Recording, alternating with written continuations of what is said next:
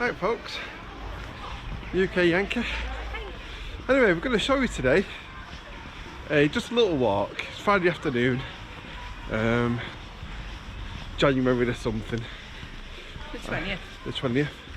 And we're going to show you a little bit of where we live.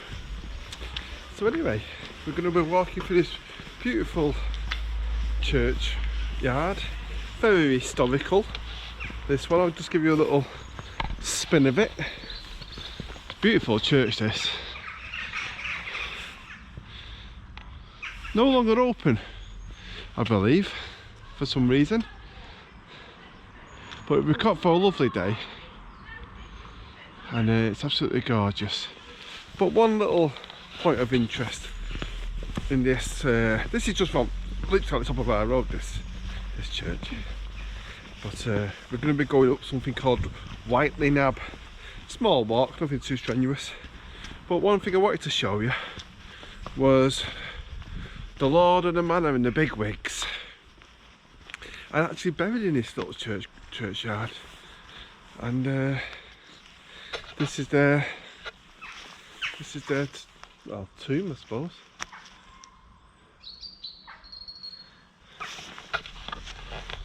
Quite the statement, isn't it?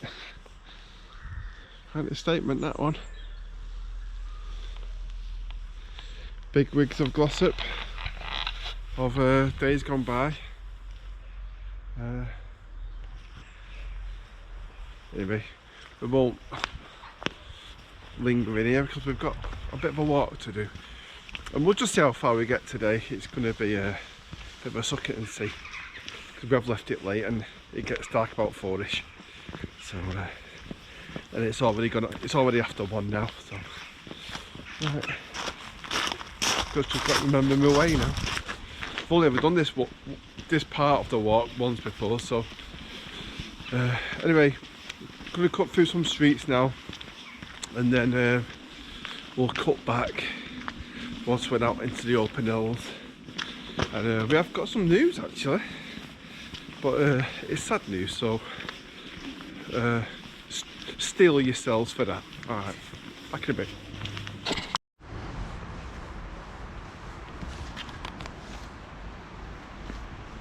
You filming? Yeah. Alright. So Glossop's full of these little rivers and brooks that go all the way through it and snake across everywhere. And it's just lovely because even though we're still in an urban area, there's always these little patches of wonder.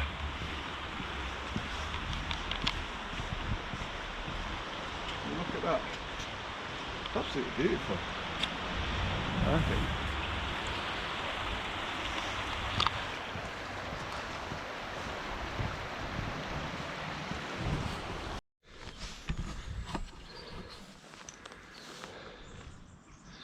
So, as you can see, it doesn't take too far in Glossop before you start hitting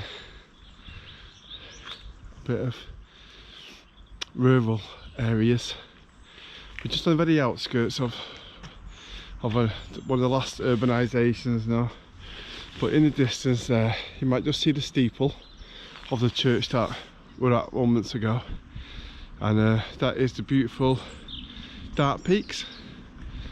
We have the Peak District, and the road that we're following now is one of the older roads of Glossop, back in the days when there was a lot of mills here and farming. Was it down this one here, babe? Yeah. And just through the sun and the trees, you'll see a hill right at the end. Well, that's where we're going. We're going up there. Up the Nab on this walk. Anyway, while we're on this trail, there is no sparkle on this walk because there's no sparkle anymore. Sadly, she got to a point where, for those who haven't watched any of our videos, it was our dog that used to accompany us on all our walks. I think she was more popular than you. Yeah, she was more popular than us on it. Because goes without saying that really. But she got to, well, she was nearly 17. She gave up the ghost with walking, and she stopped eating. And I think, you know, we think that she had some form of dementia as well at the end. So we took her to the vets for their professional opinion. And by this point she was very underweight. And the vet said that there's nothing left now, you know. Yeah, she just didn't seem to be her happy self that she was ready, wasn't she, Branda? She was ready, she was tired. Anyway, so that was only a couple of weeks ago. So we're still a bit raw from it, if truth be known.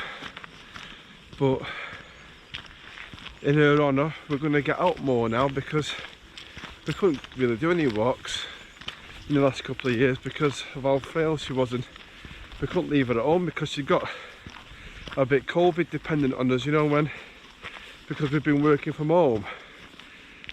She didn't take our absence at all, well, no. When we did have to leave the house without her. So we tried buying a backpack that she would go in so she could come and walk with us.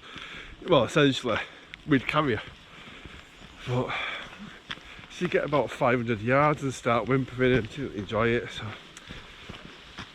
anyway, so that's the sad news out of the way. But for every, you know, for every sad thing there's also opportunity. So the opportunities for us now is to get out more, explore this wonderful little area that we live in. A little bit technical at this stage.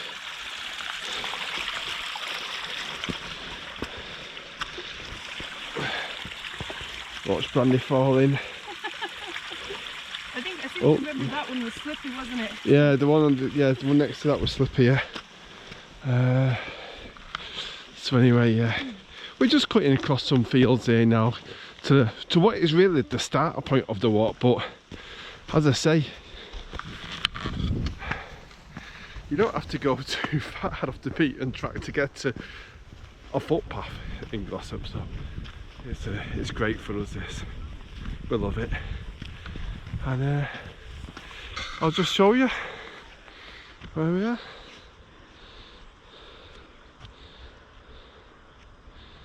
I won't film any more that way because we've got someone coming in, they might not want to be on camera.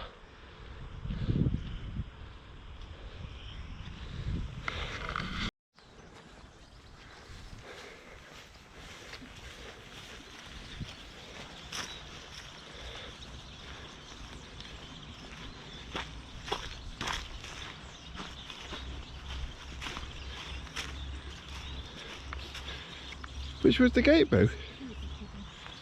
Up a bit. Loads of bird song in that tree over there.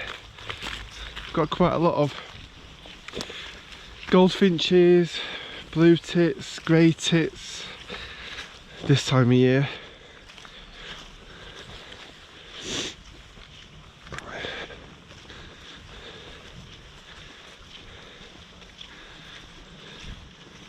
What's it up here? Oh yeah, I remember walking past this tree, I think.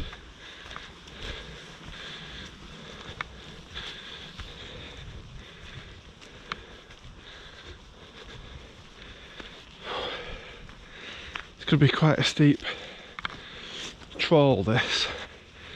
I'm not even at the beginning of it yet.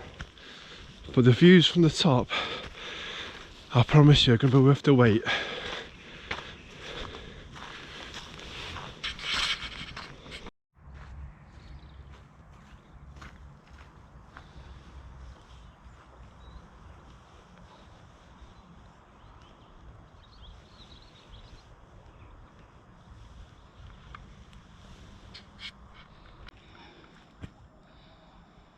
Yeah, I reckon you can.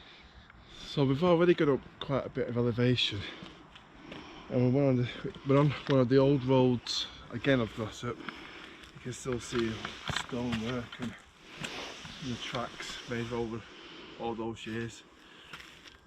And we're going to go back to one of the old parts of Glossop now. It's beautiful, this village. Houses, there's one for sale that as soon as we walk into it, that's 900 grand. Gorgeous though, you want to see the views it gets. Anyway, follow me and we'll just have a little walk through this picturesque bit of village.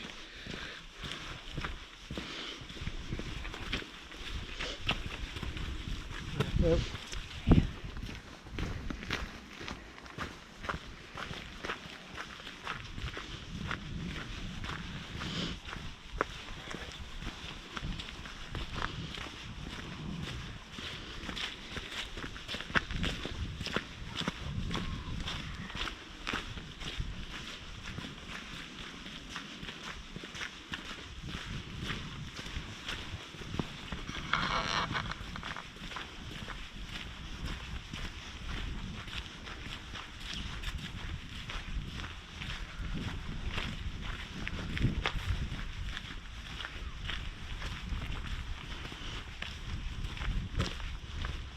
This is kind of the back way into this little village here. This house is up for sale. This is the one, Alma House. 900 grand that. Look, not much, it's only a little cottage. It's definitely a case of location, isn't it, Mandy? Yeah.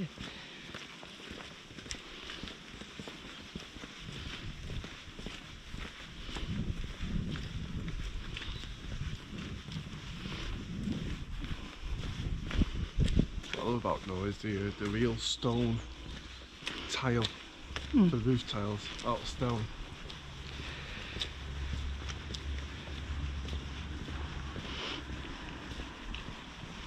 This village goes on a bit more, but you know, we're not going to walk through the entire thing, we just caught the back edge of it.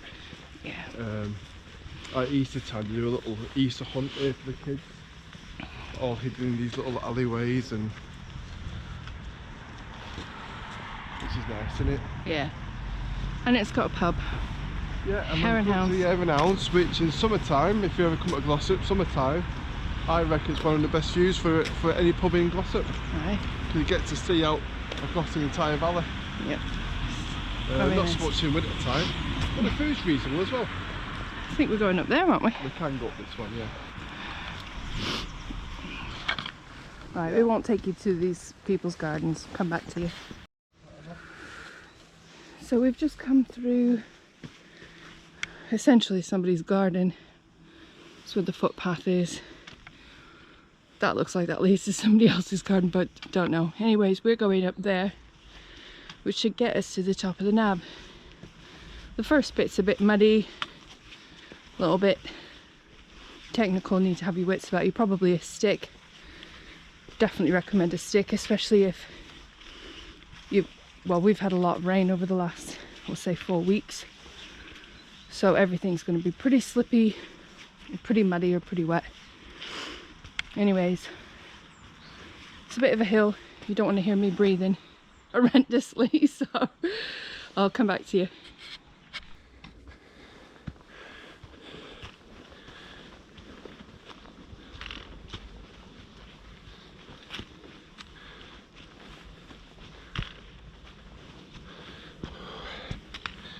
Probably doesn't look like it on the camera, but the gradient here is it's actually quite steep. You know, no more steep than say going up a stairwell, but you know, steep enough.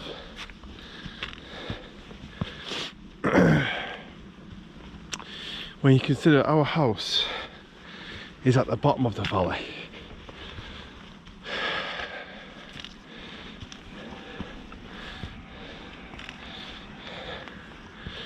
So when you think it's quite, this walk's literally all uphill for us, all the way.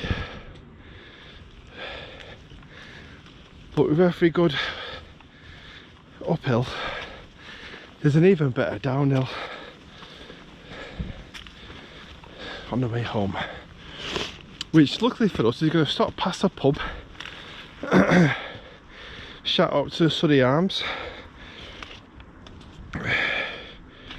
Working man's pub. traditional and all that, you know. It's lovely. Bar staff in there are excellent. Did welcoming. And so the patrons actually.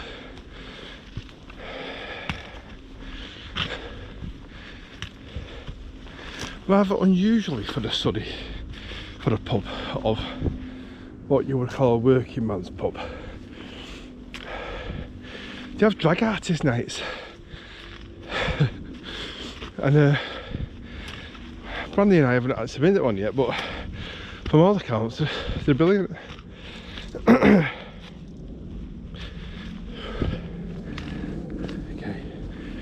keep plodding.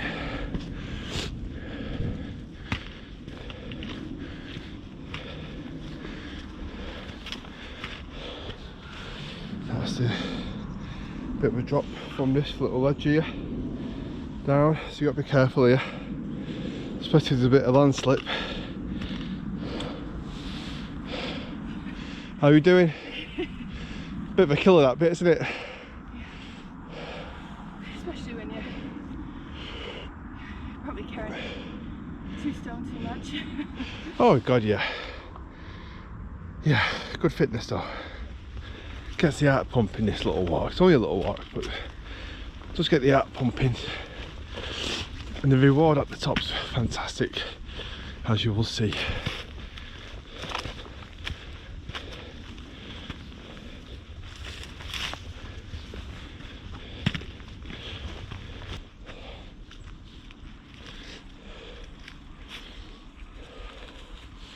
As you can see, we're cutting along the side of a bank, and that ravine just gets deeper and deeper. But it flattens out in a bit up here.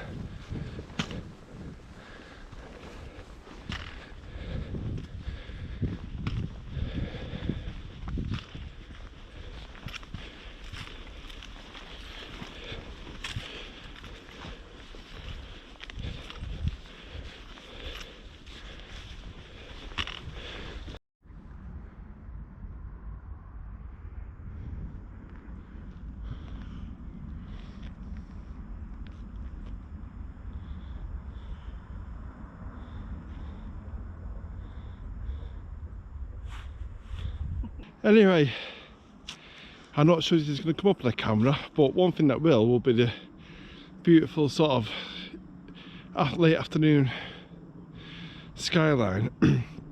But just dipping over the edge of that green bank there, here's Manchester. You'll see the skyscrapers of Manchester there. Manchester city centre. And it's about 35 minutes on the train from here, a local train. So it's really handy.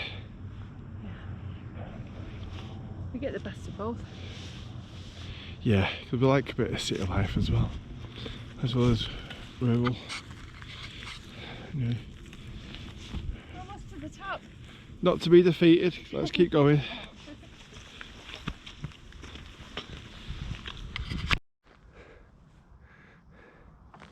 So this is at the very top of Whitely Nab, or Whitely Nab, not sure.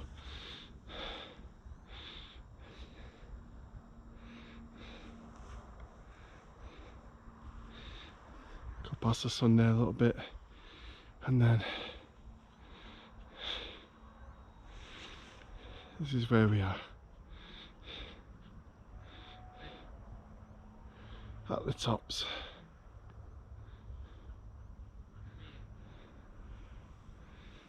It's worth it, innit, Boo? Always. It's only the second time I've been up here. So it's lovely.